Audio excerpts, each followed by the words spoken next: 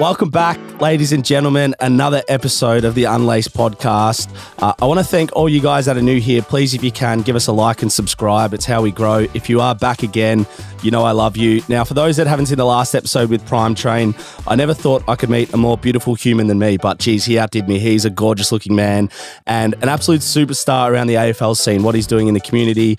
And he's just massive on Instagram and TikTok. So please go back and check that episode out. Now, this is a big episode because we've got a goddess of the netball court in Madi Browne. Why are you laughing at that? It's a true story. You're a sucker. I am. I'm not going to go into our Instagram DMs leading into this, but Jesus, I did push the limit here to try and get you on the show. But thank you for coming on. Pleasure. How are you? How is life? Great. Can't complain. Yeah. Retired. My knees are shit. Yeah, living the dream. Are your knees still buckled now, like day-to-day life, or is it better now that there's no pressure on them? They are better. I mean, I think when the last surgeon, and he was like, look, you're going to have to think about a quality of life here. I mean, I know you love netball, but let's think about walking. Oh, sure. I'm a lot better off the fact that I don't have to deal with it. But I guess my whole journey's been dealing with injuries with my knees or just managing my knees. So fuck me, it's a challenging world, and your sister's not unbeknown to that too. And we've had her on this podcast, so I'm just curious if you're feeling a little bit of pressure because, as we said before, surprisingly, she had some really good numbers. I'm not surprised. Why are you surprised? Because I didn't expect anything. I didn't really know much about netball until she came on. I did all this research. I'm like, fuck, netball's actually massive in this country. It is huge. Huge participation. I think nearly any female, you go to a family gathering, they're like, oh, I played netball, or there's mixed netball. Men's international netball is hitting the scene in the next couple of weeks. So yeah, it's going to be televised on Fox Sports. So it's it's starting. Everything's starting to grow. So like a professional league of men's. Yes. Yep. There has been for years. Maybe there is a future for me. Yeah. Surely. Watch out. You know what always gets me, and this will be for the the non-netball fan that somewhat doesn't comprehend the game as well as most people, especially you. But like the obstruction and no contact rule, like that's where because it's even like they're not touching, but they still get caught a foul on. So that's where I'm like, that's where I think I would fall down. Yeah. I mean, a lot of people go, oh yeah, it's not contact. But then when you actually go watch it live, you're like, there's a lot of physical contesting, but it's then how you control that contesting. You go watch footy and it's like, bang, hit the ground. It's like, oh no, you got to get up in the air, you got to contest, you got to land, you then got to, get out of the way. It's full on. Yeah. Well, just on your sister, you're obviously living with her now. How is that? And I guess for you as an older sister now, watching her play in sort of the peak of her career, how's that been too? Well, first of all, the living situation. I think when we told mum and dad, they were like, oh my goodness, we could have one less child in a couple of months. But that's, I think, where they thought it was going. But growing up, Kelsey and I were always really, really close. And we have had a really strong bond. But then we kind of separated a little bit when our own paths tried to kind of, I guess, find who we were apart from each other. And then as we've got older, it's like brought us back together, and we're like, our relationship's probably in the best place it's ever been. Really? So yeah, it was like one of those things where I was like, yeah, okay, let's do it. We kind of like love the fact that it's like, okay, you go do you, I'll go do me. If we sit and have dinner together, awesome. But when the door slams, you're not asking where I'm going. I'm a fully grown adult. Do not be my parent. Oh, so you've got that separation good now. Yeah. Like you don't cross that line. It's hard because we actually rarely see each other. So we obviously just went away overseas for 5 weeks, and it was literally the most time we've spent with each other. How was that actually? How was the trip? Incredible. Yeah, you did a whole Europe trip with your sister. Yeah. You didn't punch on? Nothing? Europe girl things. It was awesome. Europe girl things. Where did you go? I know you went to Greece. Yes, we went to London. We worked for a week, and then we did Amsterdam, Greece, 3 islands, Italy, and then Portugal. Back to the Melbourne cold. Yeah, and then back to the Melbourne cold. But even that, like once you get to know us, our personalities are very different. I was the planner. She just paid and enjoyed all the fun. So yeah, like it's like know your role, play your role when you come to us. Yeah. But living together has been amazing. It's been really good. Like we've got a great understanding of each other now, and so much love and respect. And I guess getting to go and watch her play. Yeah.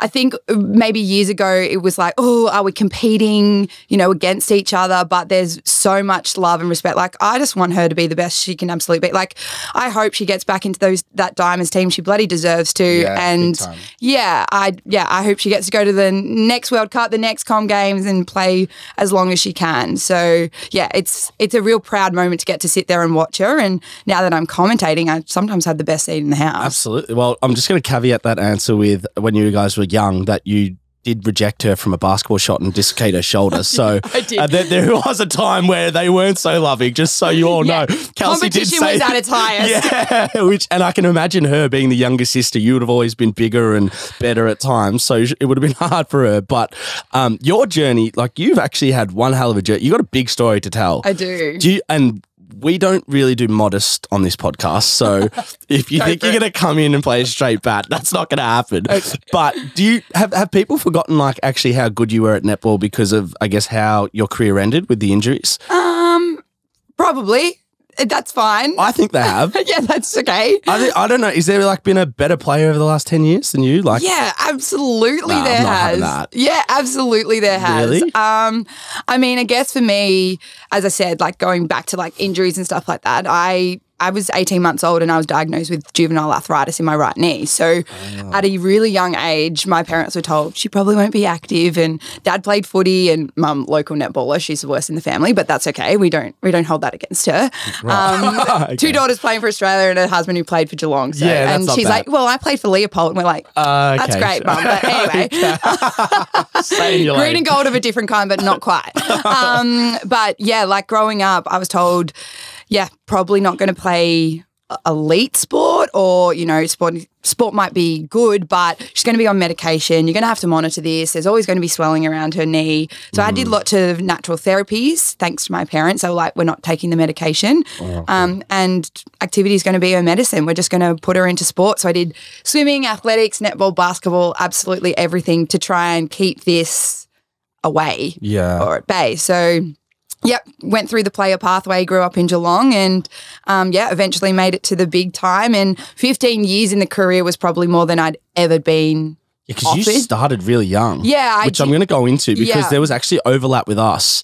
Right. I think did you make your debut like 2008?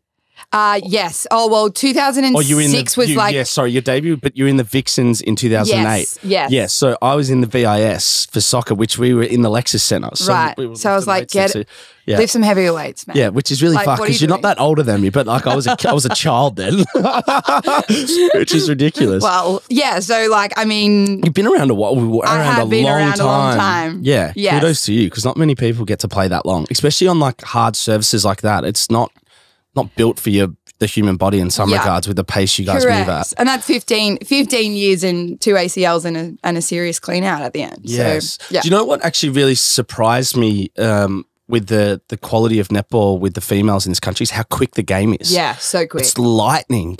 Like that in itself for me was like earned major respect because the decision-making aspect and the athleticism, I don't know if TV does that justice with some sports. I don't think does that with a lot of sports. Yeah. I reckon you'd go to like motocross sports and you're like, oh my goodness. Yeah, it's like the Formula One. Same thing, right? You're you're like, what the fuck? This guy's going to die on that next turn, you know? Yeah, okay, go a little bit faster. But TV, even cricket. I think when you're watching cricket and you're sitting there bowling and then you're like, what is that run up? Is that like 50 metres? Like, how? Yeah. So, no, absolutely. TV does not do netball justice. So it's always better to go and watch it live and actually just see, as you said, like it's such a small area to work in, and the decision making, the execution of skill, and their athleticism, like they're so quick to be able to change direction on a dime. Like it's really impressive. Well, I'm going to do something that I don't think you're going to like very much right now, but no, because I think this is important for the listeners that haven't got a grasp of Madi's success in the game. And I'm telling you now, I shit you not, I have had to cut this list of achievements down because the podcast would have been done by the end of it. So I've picked the handful of ones that I thought were the most appropriate, but I'm going to run through them. I'll let you know. Yeah, so don't try dodgy one. Try not get you've missed out all the good shit. Try keep your head in the podcast studio whilst we do this, all right? Yeah. But Madi Browne, so career story in I guess in some dot points. 61 test caps for the Australian Diamonds. 2-time Liz Ellis Diamond medalist, which is that the equivalent of the Brownlow? Yeah.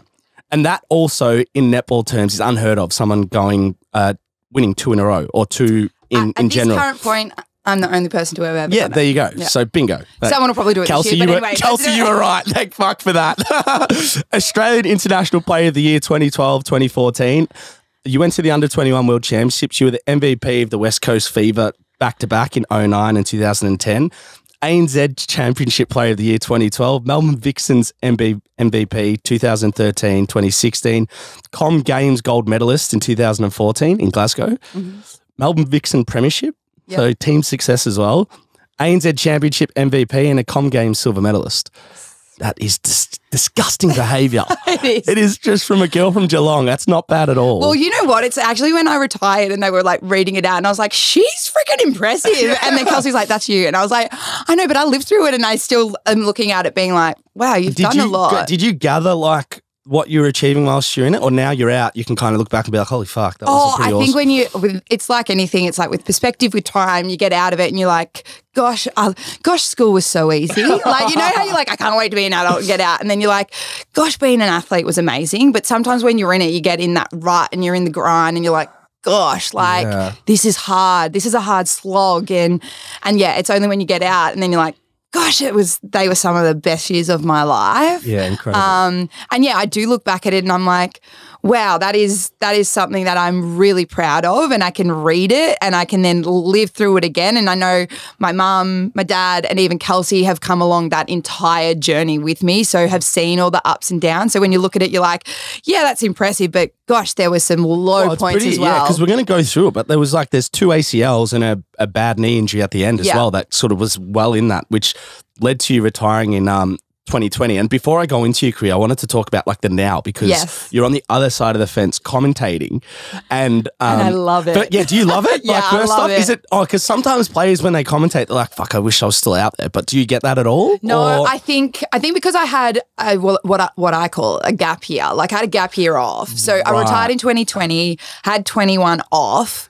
And it's kind of, I think, sometimes a really good thing for athletes to kind of have that time away, because then you're not feeling bitter that you're not out there the next season. And even when I'm commentating, I'm not saying we, because I'm still part of the team. I'm like, oh, they are doing this and Collingwood are doing that, or, you know, Vixens, etc. So I think sometimes having a gap year was really good. But I also know, as much as my brain would love for me to be out there and I can I'm like, oh gosh, I know my body physically can't do it anymore. So does that help with that mindset then? Because yes and no, because you're like, having always been an athlete, you're always so competitive and you're like, why can't my body do that? But as you get older, you're like, well, I'm a little bit slower. Everything's a little bit harder. I'm not recovering as well.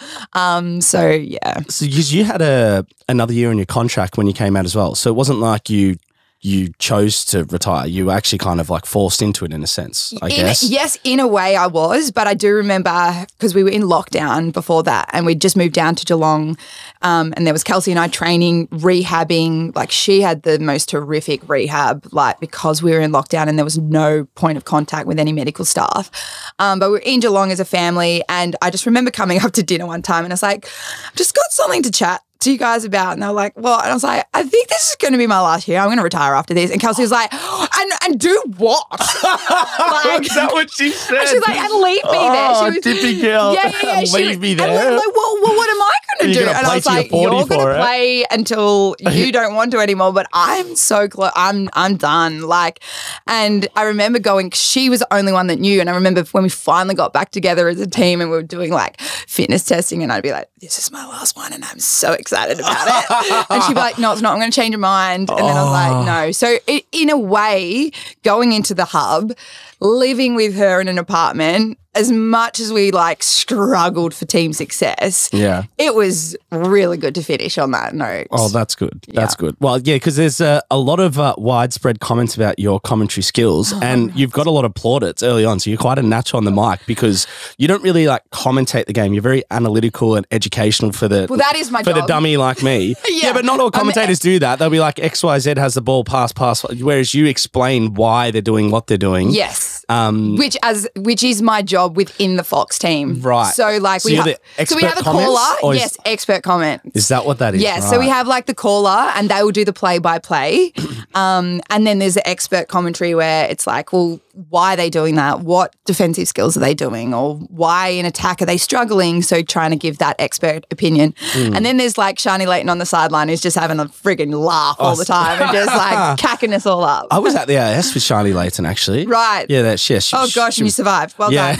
Yeah, she was very tall. I'll putting it politely. She was massive. Yeah, compared to us little soccer guys. But actually, one of the reasons why I started this podcast was like, because I found it really hard to transition out of sport because my career fell short with injury, and I really struggled with the mental aspect. Maybe I was a bit younger, but for you, I know you've kind of already touched on it with from the commentary aspect, but just in general, like this schedule, the sort of regimes, the sort of robotic cycles, and having that sort of end goal through the week where you've got a performance on the weekend. Do you struggle with not having that now at all? I think at the start, my personality is I'm very organised. I've heard. Yes, so organised. Like anything out of place in the house, I'm like, it's got a place, put it back. Like, put it back. Oh, no. But Kelsey's the same. Like I think, I think initially I always, obviously, as much as in my head I knew it was going to be my last season, I had kind of foreseen what I wanted to do and looked at the future.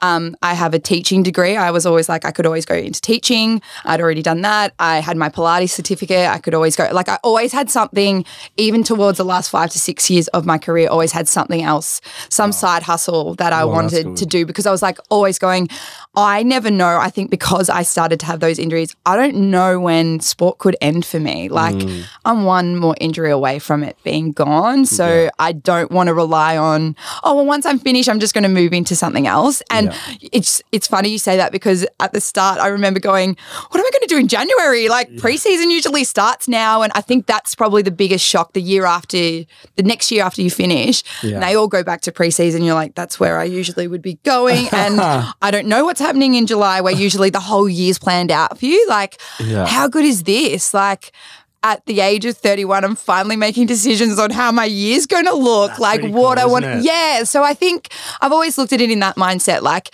you can be like, I'm struggling, but it's like, what opportunity actually has arisen? And I'm like, I could go to Europe in July.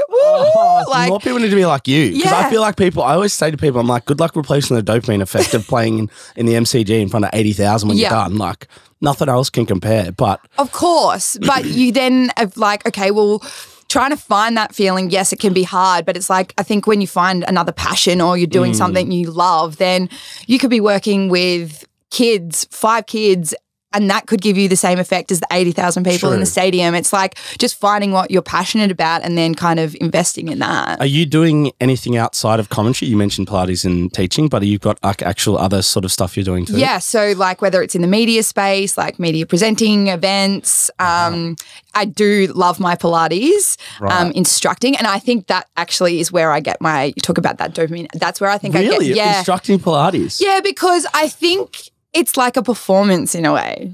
So like it's like game day every day. Like, welcome to my team. I need to come to one of these sessions. I'll be hopeless on those things. Yeah, and it's like you get to motivate, and I think, that leadership aspect that I had during sport is coming into play. But I've met some incredible clients and people that, are from different places that when I was in the sporting world, I never would have been able to connect with. But when I was in the sporting world as well, like going to events, doing presentations, like I thoroughly enjoyed going and meeting different people and building those connections that then when I did retire, I was like, maybe I'll reach out to them and see what they're doing and whether I have any, services or anything that I could offer to them or they could offer to me, or, just having that time to sit and go, all right, what's the next step for me? What do I really, really want? And also having a try and then, it doesn't work. On to the next thing. Like, we're so lucky these days though. Correct. You can have 4 different career changes. Literally. Where like I look at my parents, and my mum's been a teacher for 45 years, like incredible. But I've probably had 17. A lot of people the age in of our 34. a lot of people in our demographic probably couldn't stick to one career for 45 years. I'm a little bit like that, actually. You could. I'm like a 3-year cycle. Yeah, I'm like, I can't. I need multiple things, or else I'm exploding. I'm like, I'm getting trapped. Like, netball's the longest thing I've ever focused at. Probably relationships and career wise. So, like, well done, netball. You had me in. Yeah. So, just I want to talk about, I guess, the triage of injuries as well, because before we get into the good stuff, because you had 2 ACLs, I think 2015, 2019, then you came back 2020 and you hurt your knee again, and then that's when you called it quits. Yeah. Like, we've spoken about ACLs on this before with your sister and a lot of people, and it's not like career changing injuries, it's like life changing kind of stuff, because can't actually like function for a long period of time, even the rehab. Then you've got the mental aspect of like, is it actually okay when it feels okay? Will I do it again? Yeah, all that sort of shit. Yeah. Like, can you just take me through that whirlwind? Because you were kind of winning so many awards, playing some of your best netball, and then bang, that happens in 2015. 2014 was probably my best year ever, on and off the court. Yeah. Won a Commonwealth Games, won a premiership, won like, lots of personal accolades. Like, it was just like, oh my goodness, doesn't get much better than this. Like, everything is like going for me. And then 6 rounds in the next year, bang. Fuck. And you can go, oh my goodness, everything's just crashing down. And that was the year of a World Cup. So obviously in netball, it's Com Games and then World Cup, they go back to back. Right. So that was kind of like, I'd waited 8 years to get to the Com Games in 2014 because I'd missed out.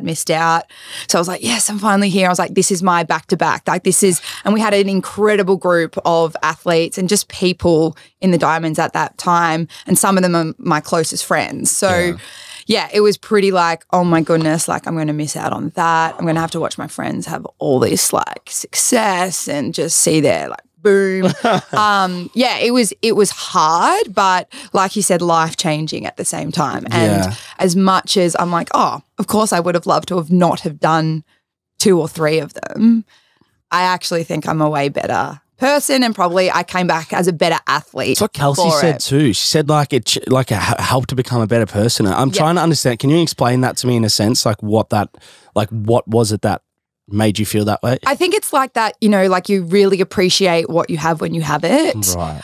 Rather than going, getting greedy and I want more and it's got to be this and it's got to be fast paced and I want it now. Like, okay, well, things take patience and things take time, and sometimes it's totally not in your control, and you have to like, all right, try one way, it didn't work, try another, be really solution focused. Like even in your head, like when you, now being in the real world, like actually working a job, like having to like, oh, yep, that's not it for me, having to move on, and just dealing with people and dealing with those emotions and not letting it like crash and burn you. You're like, okay, cool. Well, that's a great stepping stone. I've learned this and moving on. Like you just learn so much. But I think the thing with an ACL, especially when you come from being in a team sport, it's so isolating. Yeah, I was about to say, it's really lonely. Yeah, because really like for lonely. the first, like when it happens and they announce it and then like everybody's like, oh my goodness, they're all around. 3 weeks in.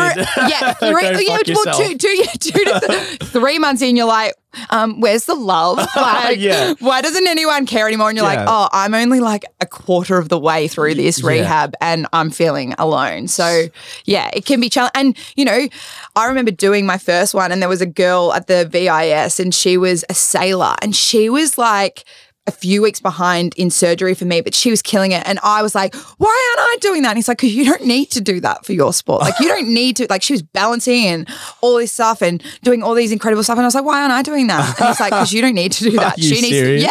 But it's that competitive. Like I want to get there to the finish line first, where I think with injuries, some people are like, well, I did it in 6 months. Yeah, good on you. Well done. Yeah. I did it in 18 or I did it in 12. It doesn't matter. Thing, isn't it? Yeah. You just got to run your own race, because my body obviously had swelling issues anyway. So yeah, fair enough. But it is really isolating, and I think the life-changing thing is just that perspective on really cherishing what you have when you have it. Well, now we're not telling you to go do an ACL to get that life perspective. No, you can still get it through a lot of things. Yeah, absolutely. Glass half full thinking, Gucci love. Do you think you came back the same player, like at the same level in your body and mind? Like, or do you reckon, does it actually change? I remember the physio saying like, your knee will get back to normal. And I was like, how? There's like 3 screws in there. Like it's never going to be normal. Yeah, like, do you know what I mean? Stop telling me a lie. Yeah. But I think yes and no. Like I came back probably smarter. Right. I knew how to work with certain maybe deficiencies in my body. And for so long, because you'd been doing the pre-seasons, like all the little things that you'd never had time to work on, it was like, all right, like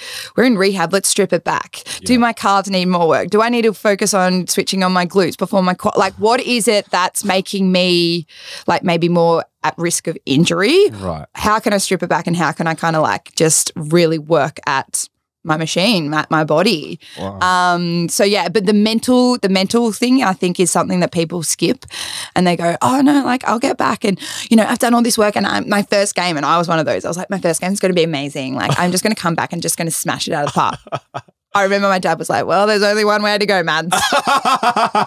That's rock bottom. And I was like, yeah, I know, that was terrible. Yeah, I've heard about your dad. Apparently he's brutally honest. Yeah, I love it. Yeah. That's probably what you talk about the commentary and people saying like, oh, I love your commentary. I'm like, yeah, because I just say it as I see it. That's from your father. Yeah. Yeah. And we joke about it and people are probably like, oh gosh, he was tough. And we're like, no, we love and appreciate all of that about him. Yeah, because Kelsey speaks about like, because obviously you girls grew up in Geelong and played obviously a lot of your netball growing up in Melbourne for the rep teams and whatnot. And she would always say around like, if she had a bad game around like the Keilor Park kind of junction on the Westgate going home, that's when he would just turn and be like, that was fucking shit. It used to be like in Geelong around Queen's Park. So anyone from Geelong, Queen's Park, and you'd come from the arena or mum and dad would meet there because they'd be coming from different schools because they were both teachers at different schools.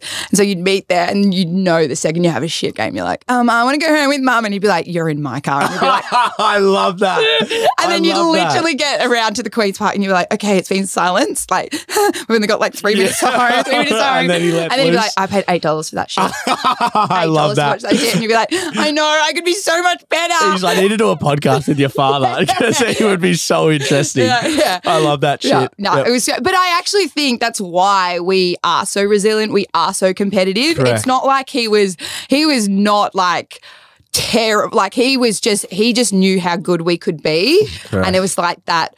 I love you, but I am paying $8 to see that shit ever again. So if you're going to dish that up, let's just call it quits. Like, stop wasting your time and stop wasting my time. It's true. Do you know what? I'll tell you a story about my dad because my dad, like, when it came to soccer, he didn't know anything. He was a cricketer.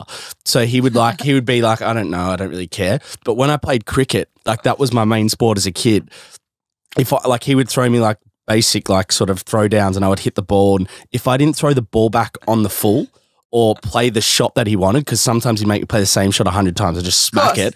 The next ball would be at my head and like he would hit me in the head and I'd start crying and stuff. And at the time, I thought he was the meanest bastard ever. And sometimes he'd play like backyard cricket, I'd be on 99 and then he'd pick up the pace and bowl me out and wouldn't let me get 100, like, or whatever. But I actually attest a lot of my success back to that shit because Absolutely. Do you know what? Nothing was easy. Yeah. Yeah. And it's like funny though. Because I hated him at the time. Oh, at times I was like, but I think also, some kids would give up and I'm like, fine. As he said, if you don't want to do this, I don't want you to do it. I'm not forcing you to do anything you don't want to do. But that it's like he would just like literally like he knew how to push the button and push it to the absolute limit to just like fire us up and go, well, yeah, no, of course we're better than that. Yeah. Like, I got an interesting question for you on this. This is a hypothetical, but if you had a kid, would you... I'd be doing the same thing. Would you actually? But knowing what it did to you, would you do it or would you feel bad? No, I'd absolutely do it. So you live, I paid fucking $8 for that game. Yeah. Well, I mean, but the other thing, and I think this even comes down to teams, like to have hard conversations, you have to have a really good foundation with the relationship. And our parents are like our biggest supporters. They have not ever missed any game that they could be at. They've been at presentations. They've been at book launches. They've been at everything. Like they are always there. Respect. So like we knew how much they loved, cared, the amount of time, the energy. They'd been working 5 jobs to give us the opportunities to go and play.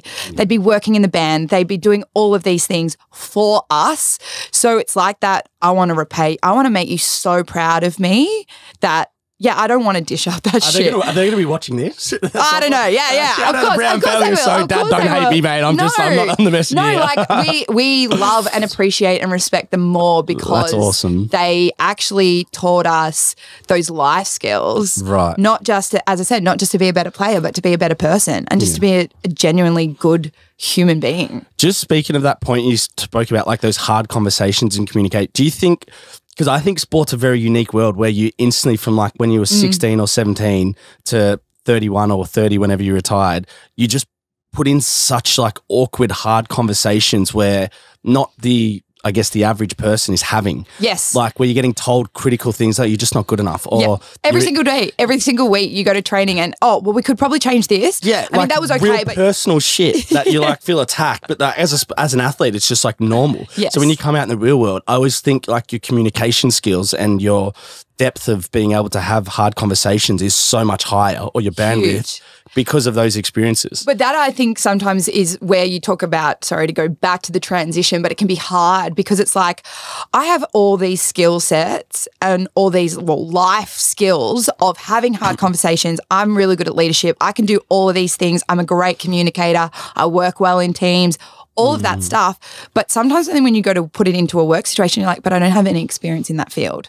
Yeah. And you're coming up against 26-year-olds or 22-year-olds in my case, and they may have been doing it for 5 years and they're like, yeah, but they've got 5 years experience in this industry. Yeah, that's you don't. And I'm like, yeah, but I've got 16 years of having really hard conversations and I'm probably, it's really hard There's to no kind award for that. You can't put that in a CV, like 16 years of getting brutally assessed. Yeah, I know how to take feedback and I know how to make it into positive. So like I think that's sometimes hard, but it also is like an incredible, as you said, it's only when you get out and you're like, I can, they're like, oh, something's not happening over there in a workplace. And you're like, just go tell them. Yeah. Like, do what should I? See something, do something, the thing you want, the past is the thing you accept. Like, and they're like, I don't really understand that. And you're like, oh, okay, that's the athlete brain in me. It's never going to switch off. Yeah, which is a good thing, I think. But let's go back to when you started, because did you debut for the Kestrels? I did. Was that? Do you even know who they are? No. Who the fuck are they? No disrespect, Melbourne Kestrels, but no, they're dead and buried, so don't even stress. Okay, well there you go. Yeah, so wow, you are a dinosaur in this game. They are. So they used to be. You talking about like, you debuted in 2008. Yeah, you're like, the Vixens, because that's where you're at. That's where the Vixens started around then, right? Yeah. So it used to be Kestrels and Phoenix, and then they merged together to become the Vixens. Oh my god! So I was around 2 years prior. How old to that. were you then? I was 18. 18. Yeah. Wow. So that's really young. Yeah. That's impressive. Yeah. So I'd literally finished year 12 and I was actually having my first time going away to, we went to Port Macquarie to watch Kelsey play basketball in the summer in like the basketball slams for Country Vic. Yeah. And I was like, this is great, because usually she would always come along to my tournament. So because I was playing. Yeah. And I was like, this is the first time I get to go along and actually enjoy it. Anyway, my trip got cut short because they called me 3 days in and was like, we'd like you to come and be a training partner and like train with us. And like, no joke, my head was like, but I want to have a holiday. And my mum was like, you'll be getting on the next plane tomorrow morning at 6 a.m. Great. Fly home. And I was like, oh, okay. Fuck. Like, sure. So I flew home. My grandfather picked me up at the airport, drove me down to Brighton Beach for a 7 a.m. like absolute beach flog session. Jeez. And yeah, I rocked up 2 weeks of training and then I got a spot on the incredible. list. Yeah. So back then was like, even just a bit before then, was professional netball, was that like a viable career? Like, so yeah, what are we talking like? How difficult was it for some of the pros back then to live off the income? Were they having multiple jobs? Well, you look at Liz Ellis, who is probably like, one of the biggest names. Did she change the game? And yeah, Sherelle McMahon and Liz Ellis and Kath Cox and that type of vintage. They were all, Sherelle McMahon was the Vixens back then. Yes. I remember she was the only one that I was starstruck by. Oh yeah, was she? Phoenix, yeah. But she was at the Vixens in 08? Yes. Yeah, because I remember her in the gym. Yes. She was the only one that I was like, I know that. I know. Yeah, I know that's how big she was, though. But she probably made $9,000 for a year. That's fucking crazy. Yeah. So even when I came in 2006, so when I first signed on, there was a squad of 16. Every week there'd be 12 that would get selected for the game. If you played, you got $200. So nothing for the week of training. You'd train 5 to 6 days a week. I was driving from Geelong, so was studying. I'd got into teaching, doing my Bachelor of Education at Deakin, and then I'd drive up on my own, like literally I had to go get my license on my birthday because I was like, I got to get to training. Like I got to get to training on Tuesday because mum and dad had they're like, we're done with the travel. And I was like, no, you don't need to be up and back on the roads. But yeah. That's crazy. $9,000. $200 a game. Some clubs back then, this will blow your mind. Some clubs back then were like traveling with microwaves. So the pre-game meal was like a light and easy heated up in a microwave. Oh my God. Yeah. The diet of champions. Oh my God. Yeah. Like elite level. And I was like so proud to finally be on a list of an elite netball club back then. And yeah, I know that there was people playing like locally in Geelong getting $500 a game for football. And I was like, yeah, I'll have to pay 5 games or more for that. What back then, like, because I feel like it's different now. And I want to know the kind of turning point when it happened, because I feel like now as a young girl, if you're playing netball, you can be like, if I make it, like I can make a really good living. I can be comfortable. Well, you can actually aspire to it. Like I know, that's what I mean. So why were you aspiring to it back then? Well, I wasn't. It was only literally when I got picked up that I actually was like, oh, maybe I could do this. Like, I guess I always wanted to play netball and basketball, but my goal was to possibly go to States and play college basketball. That's where I was looking at. So you were playing multiple sports at a high level. Yeah. So the funny thing was at the time I was in the girl pathway and Pendles was in the boys pathway for basketball. Right. So we were on the same trajectory and then we both were like, nope. See you later. See ya. But yeah, I went obviously netball and he went obviously to footy. Oh, wow. That's incredible. Yeah. I actually met Pendles the other night at the Copeland and he just look at you. Yeah, no, he +1 He guest. looked at me. I was sitting with Geordie and he's like, oh, let's just give him the finger. So I'd never met him before. So we gave him the finger. And he just looked at me. He goes, oh, because I'm doing this stuff with Dane Swan. He's like, oh, you know Swanee, dear. Oh, you're cool. And just got up and walked off. And I was there like, oh, fuck. Whoops, maybe you should have rattled my cage beautifully. Just speak of some of the people that you just mentioned there, how they created a pathway or put some sort of, nails in the ground to sort of change the game. What was it that Sherelle McMahon, Liz Ellis, those kinds of people did for netball to actually shift it to a real profession? Yeah, I think, once they then even finished playing netball, they continued to go into like advocating and like creating a players association. Like that had only just started to grow some legs. And now it's like a fully functional like association. We've got a president, we've got, CEO, like we've got all of those things in place. And because of them, that they were like prepared to not only, play their career, but then give after. It's like that kind of like legacy handing over of the baton, like, okay, now it's your time. This is what we've given you. Like now you got to continue to push ahead and drive it further. But back then they like took on, different sponsorships that were probably like if they were given to athletes today, it'd be like, okay, female shouldn't. They used to have a burly bra campaign. Like, okay, that might go to some listeners anyway. And they were in like FHM or something for like a photo shoot one time. So like it was like, oh, any publicity is good publicity. Yeah, fair enough. I'd run me that match like let's just get netball like talked about. Yeah. So I think they definitely obviously put things out there, and then it was like, okay, all right, what do we actually stand for? What do we want to be known for? And we want our, like, even a couple of years ago, we were paying to be on TV as a sport.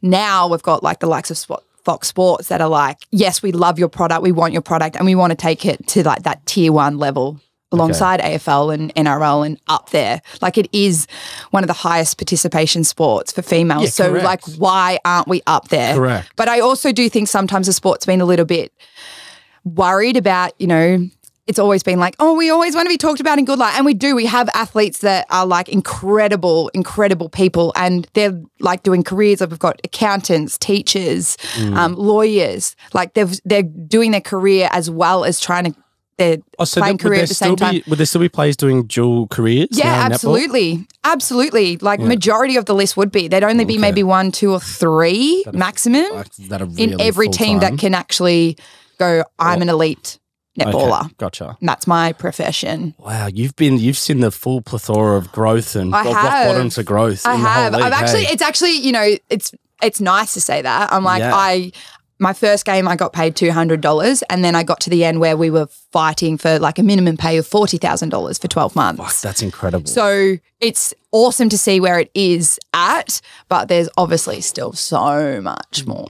Yeah, of course. Of course. I can imagine. Now, the Melbourne Vixens, that was a big part of your life, no doubt. You played there for what, like 6, 7, 8? Well, I played there for a year, and then I left, and then I came back. And came back. Yeah. And so can you tell me a little bit about that club? Because I feel like you ended at Collingwood and I don't know if they've got the greatest friendship, let's say. say, but so you've It's seen like both. I went from Carlton to Collingwood. Yeah. That's exactly what I did in the Is netball. Collingwood as hated as everyone, like as the AFL team Collingwood, like in the netball, or is it not? Well, we're trying to change that. But is that the case now? Like, as in not hated, but like, you know, I think at the there's start always they that- were. It was Right. like that stigma of like, oh, well, it's Collingwood and they've got money and they're a big club and they're paying.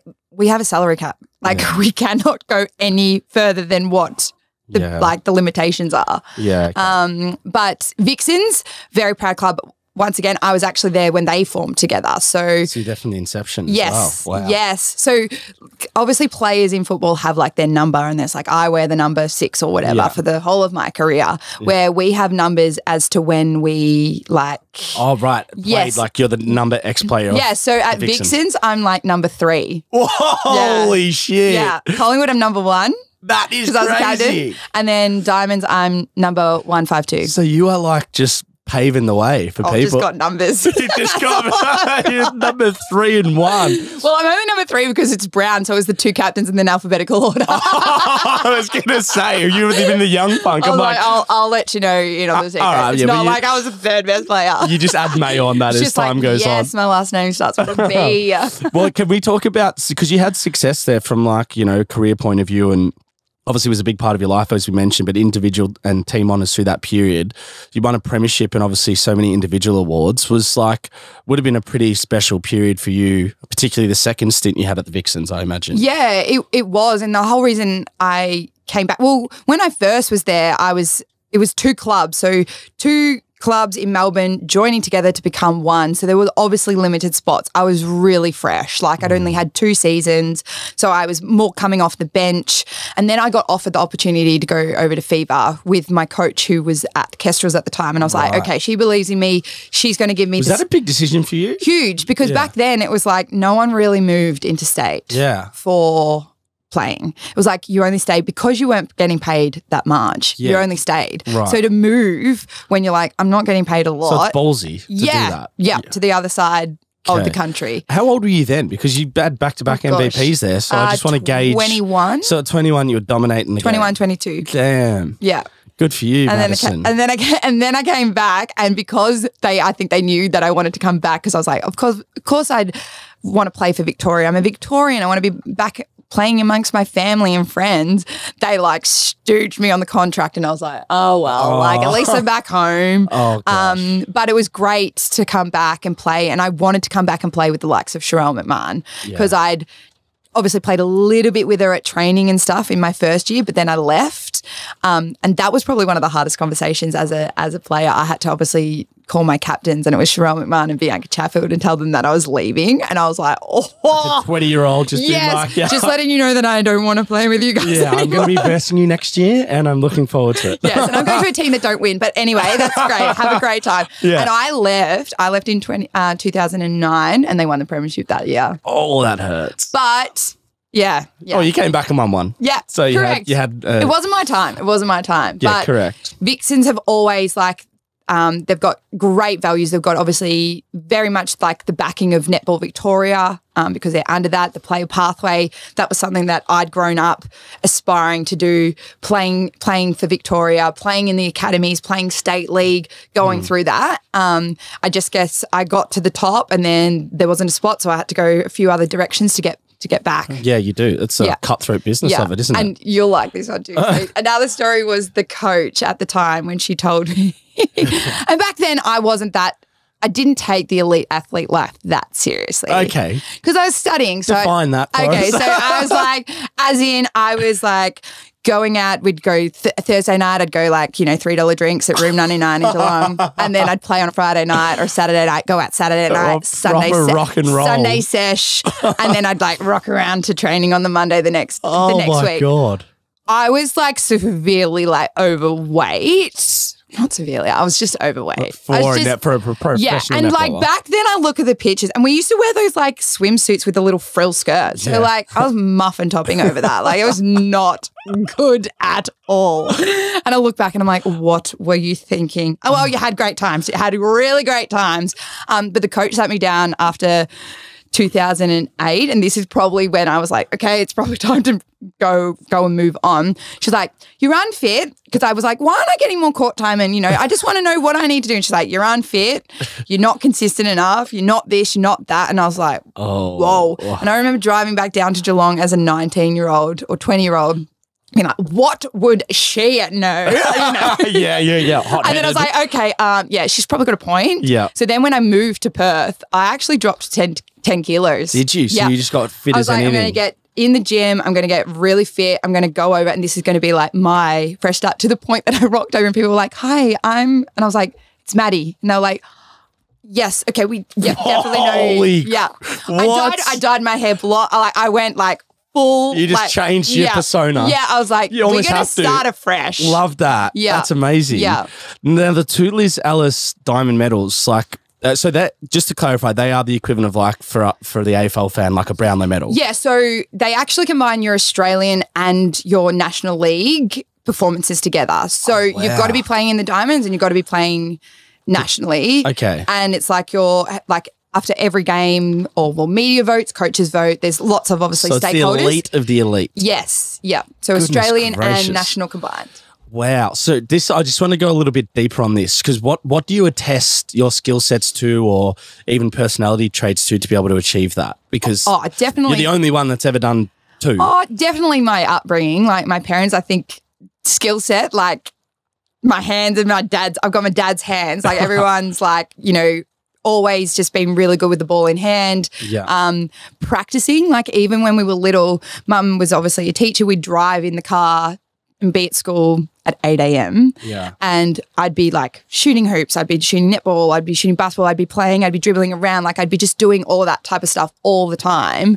And then, I think sometimes that tough love, those hard conversations, the grounding that I had, like, yes, that's an incredible achievement, Maddie, but like, let's not move on. Yeah, let's not get ahead of ourselves. Like we would celebrate the success, and we would celebrate even the small steps along the way, which I think then obviously when I got to having to do rehab, I'm like, okay, you just got to celebrate the little things and not just worry too much about the destination. You'll get there, but make sure you enjoy the journey along the way, like that type of thing. So I think all of those things definitely, that when I would get to do something, and it's even like today, it's like when I do something, I'm like, I want to be the best at what I do. I want to be so bloody good at it that people are like, she's incredible, she's great. So you played as a wing attack or a centre? Were they your two positions? Yes. That's what Kelsey plays too?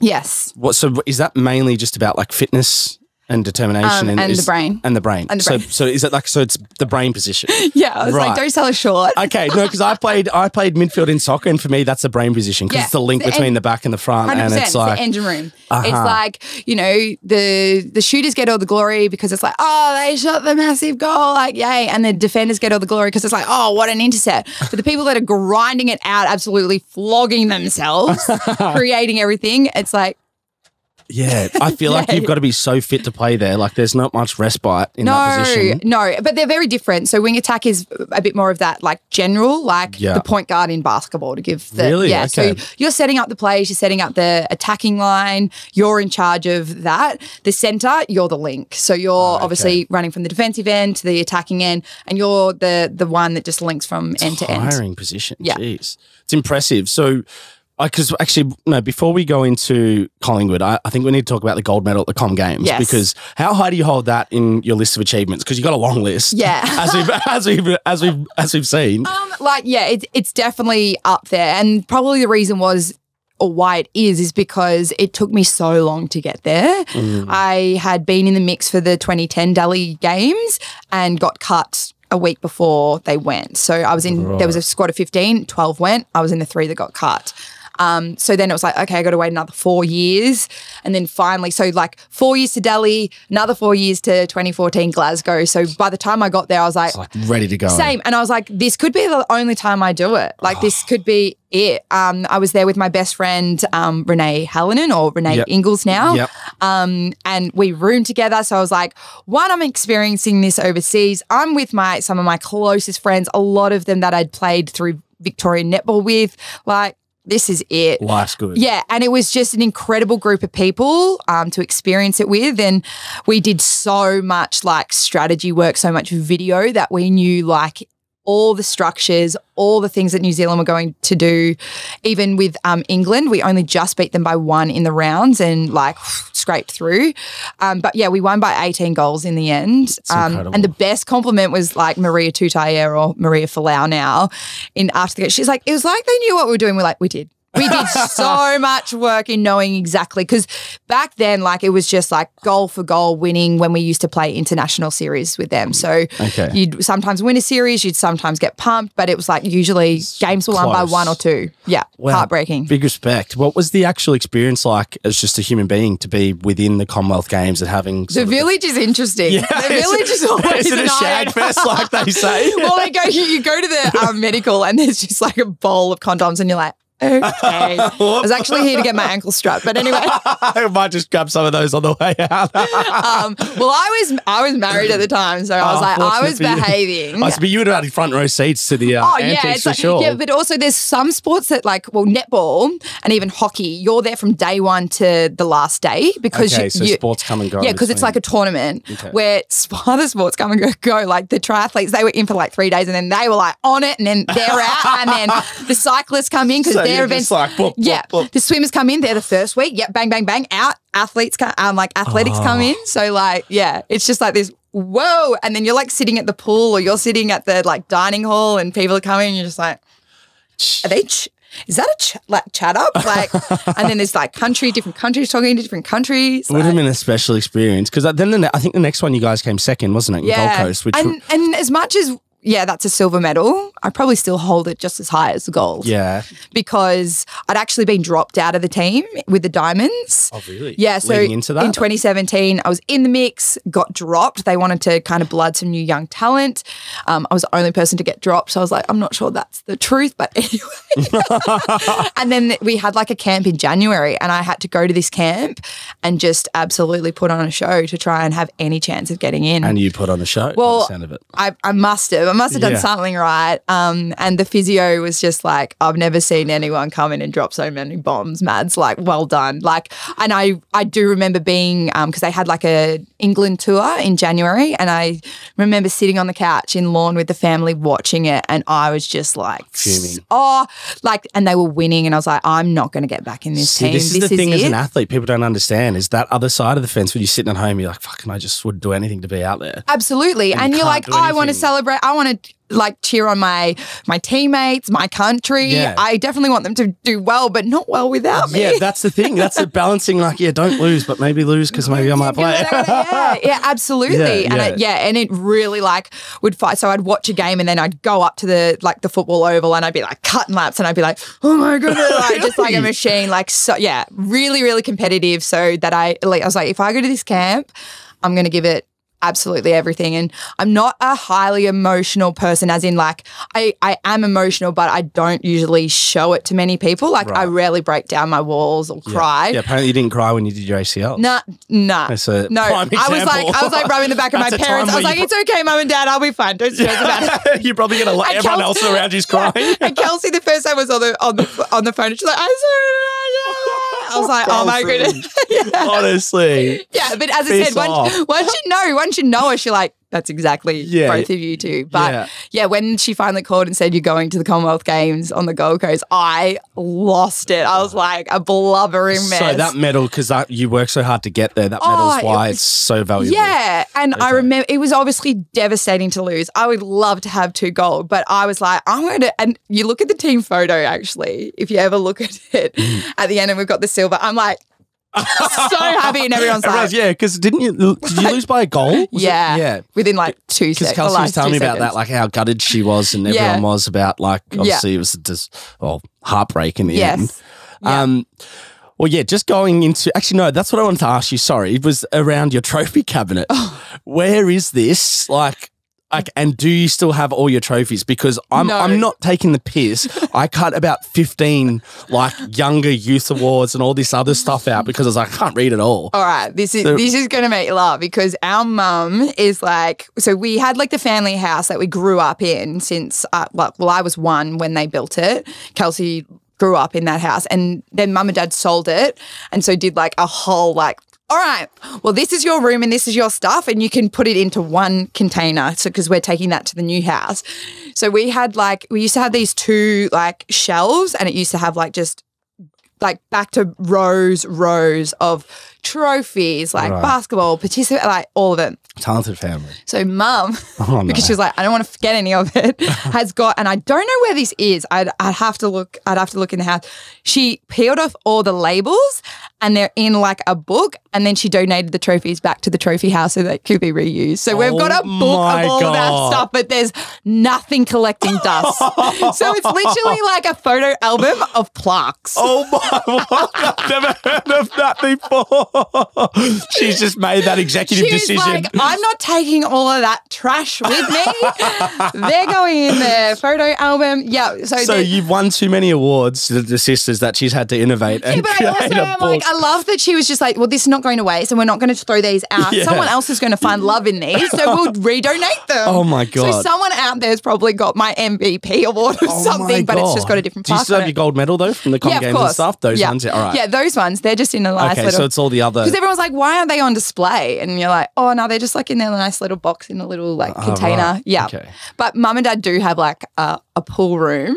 But for them, there's no pool table. It's the band room. Okay, like there's a set of drums and there's microphones. All right. It's the band room, and there's just wall to wall of like frames of our dresses, our diamonds, bibs, gear, our all that sort of stuff. My mum's also the one that like whenever there's like, so if there's a poster of Kelsey at Collingwood, you know, she'll be like, so when you're done with that, I'll take that, and it'll just like, so there's just like random cutouts of us. You know, it's just I need to see this room. She just like it's actually like you walk around, you're like, oh, it's a bit memory lane. Like this is not like it's awesome. And then there's like, she's obviously done a lot of coaching stuff, so there's hers are up there, and Dad's are there, dusty and black and white. But anyway. Oh wow. Yeah. It'd be one room to walk into. Well, you're there to jam, and then you're like, oh, she won a gold medal. That's cool. Yeah. Realization. Oh, wait, stop the song. When the fuck did that happen? Yeah. All right, bring us back in. Bang. Well, can you tell me about the move to Collingwood? Like, how did that come about? And was that like, obviously you were the number 1 player. That daunting at all, going to a new club when you'd been at such a, I guess, even though you went to Vixens early, it was established by the time you left? Yeah, but I think the thing that kind of lured me across is because I grew up playing footy netball in Geelong, and I loved the connection of being part of a big club, not just being a team. And I loved Vixens, and it was really, really hard. But to be honest, I didn't actually think I'd get offered to go to another club, because when it used to be ANZ champs, and then it became the Suncorp Super Netball. And this is when new teams were coming in. We were separating from the New Zealand, because we used to play Trans-Tasman, obviously, in ANZ. It was like the new kind of surgence of this new Australian elite netball league. We're going to have imports, like, wow. And I was like, oh, I'm not going to get a gig anywhere else. I'm pretty established here. I'm the captain of Vixens. Like, I'm not going to get an offer. And then when Collingwood called, I was like, oh, maybe I should really consider this. I also know that I'm in that latter part of my career. Like, I don't know how many years. How old would you have been then? 28, 29? Yeah. And I was like, oh, and just to go, I think I was like, I'm close to the end.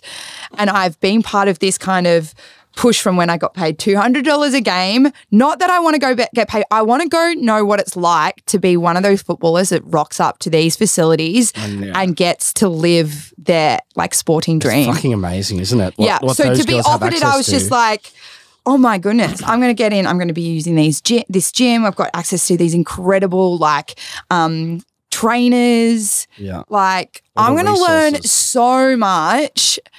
Even the off-court, off-field stuff, like just the business. Well, it's a business. It's sport as a business, not just, oh, we're going out and participating. So I was like, I've been part of Netball Victoria's pathway. I'm really proud of that. I captained the club. I've won a premiership. I played over 100 games for the Vixens. I just need something different. It's kind of like that. I get to that certain point and I'm like, I need another challenge. It's understandable. I can understand that. Yeah, and I definitely wanted to be part of something from scratch again. I was like, we might not be successful for the time that we're here, but I at least want to be part of the foundation and setting it right. And the first few years at Collingwood were hard because we were like, well, you're not allowed to be in the gym at this time because the boys are in here. Like we were very much just a separate program on the side. But now it's completely changed, hasn't it? Now the way that they kind of integrate and they flow and they just utilize it like they're just one club. Yeah, correct. It's actually really like warming to see because I'm like, I did not experience that, but it's so good to see that they've got to that point. Well, to round this out, this is a theme we've started in the last few episodes, and I've defined kind of 3 traits that I think are important to all people who want to be successful, but particularly athletes. And I just want to see which one you feel sort of most associates with you and your success. But out of drive, resilience, and ambition, for you, what have been sort of what one's sort of the main one you can attest a lot of your success to? It's a really tough question, but what drives my ambition? Drive, ambition, or resilience? One of the 3. Which one? Look, resilience is probably for me because of I think it's what you had to overcome. Yes. Resilience. And I think I've learned, and I do have like a bit of a saying that it's like sometimes when you miss out on something good, you're being redirected towards something great. Yeah. So it can be really hard when you get knocked back or things aren't going in the trajectory that you think that they should be going or you want them to go. But sometimes when you sit with it, you settle, you learn, you figure it out and you're like, you know what? That wasn't for me and I'm actually going exactly where I need to be. So I think that resilience to go, all right, well, that may have stopped, but what can we do? And that's our mum coming through. Yeah, like always positive Polly, like trying to find, and Dad's the negative Nancy sometimes, but that's okay. But we love them both because they bring that. But I think just, sometimes seeing the good in sometimes the worst case scenario. Beautifully said. Now, just to add on that quickly, because we're going to probably have some young girls that are aspiring to be yourself and Kelsey in the netball world, some young girls listening in and tuning in. What would be some, I guess, diamonds of advice you could give them to, I guess, get to where you potentially got to? I do think that you've got to love what you do. Like in anything, if you're gonna give time, you have to enjoy it. You have to love it. And if you're not loving it, then find something else that brings you joy and happiness, because I don't think you can't actually get better or give the time and give the energy. It's like, learning the guitars, like Kelsey's great at it because she's spent hours and hours and like all of that. I haven't learned it because 1, I can't do it, but 2, I'm not passionate about to do it. So you have to like love and be passionate about it to give it that extra sacrifice to be good. And I then think also when opportunities arise through even my whole career and life journey, like it might be because someone's injured. It might be because you were the second pick or whatever. Whenever an opportunity opens, you just got to take it and be ready, to take it. So don't be like, oh, woe is me, I didn't make the team and I'm not going to like, no, if you want it, you will spend those hours, you will get better. So when your time is right, you're ready and you can absolutely own it. There you go, folks. Madi Browne, it's been a pleasure. 2-time Liz Ellis Diamond champion on the episode. Thank you so much for coming on the Unlaced podcast. You're an absolute superstar in the sport and continuing to pave a way now behind the mic. So it was a joy talking to you. Thank you very much. Thanks so much for having me.